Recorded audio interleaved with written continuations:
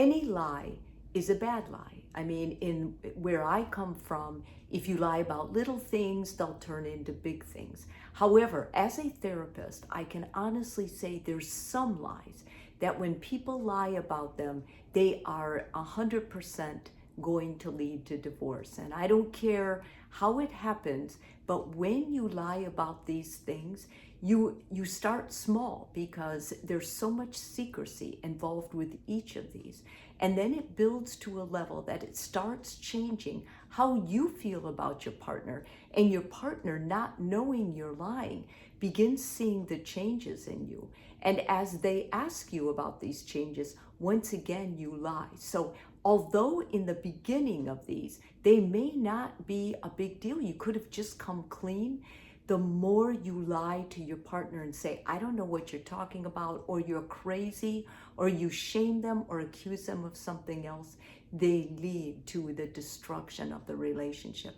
And when I look back at almost everything that has caused a relationship to split, it began with one of these lies. So these are the lies, according to most experts in my field of psychotherapy, that we think really are especially damaging to your relationship. The first one, telling your partner that you're emotionally available when you're not.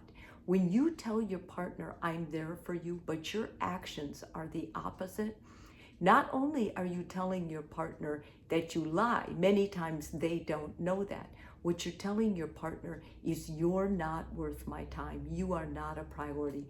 And that is hurtful, and it leads to resentment. Resentment leads to other things. It leads to poor sexuality. It leads to low self-esteem, which in the end begins the unraveling of a marriage that you could have prevented. Secondly, saying that you want to have kids, but you don't.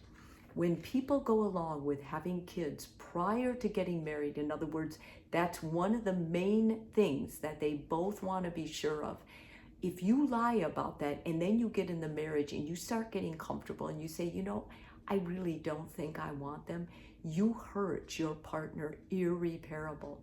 And for your partner who wants a child at that point, they have two points to consider, two options. If they stay with you, they're not going to have one. And if they leave you, meaning a divorce, then they're going to be able to have a child, but they won't have you. Be upfront with your partner. Never use this as a manipulative tactic to get married. It isn't fair to you. It isn't fair to your partner, and it will destroy your relationship in the end. Somebody's going to be resentful if you stay together. Thirdly, lying about your libido. In other words, how often you want sex.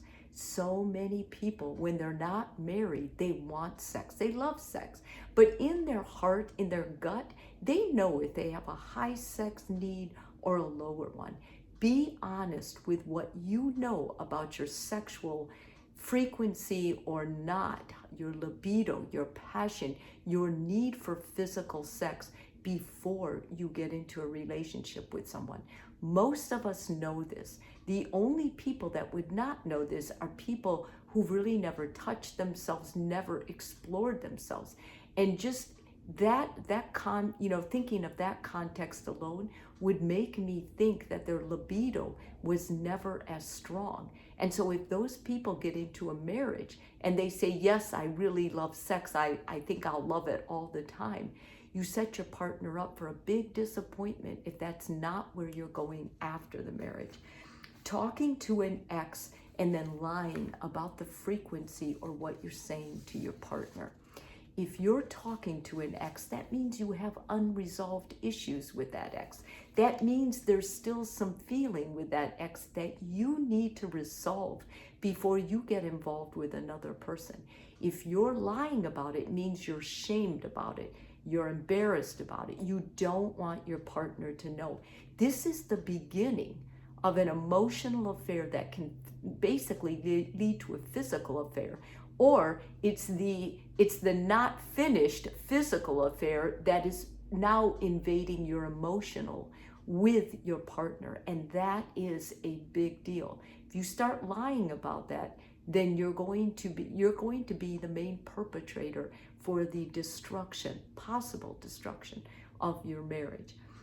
Lastly, letting a friendship cross a line into an emotional affair. If you have a really good friend of the opposite sex, it's very important that person knows your partner knows them, and everything you say with that person is above board, it's transparent.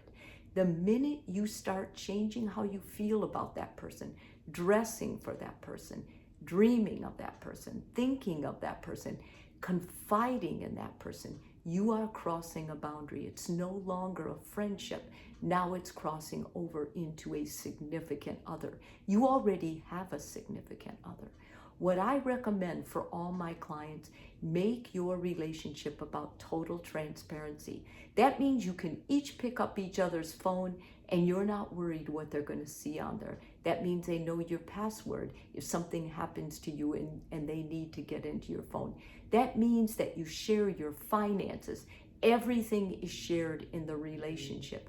The minute you start keeping secrets, or you keep separate accounts or separate friends or separate communications, you are excluding the most important person in your life.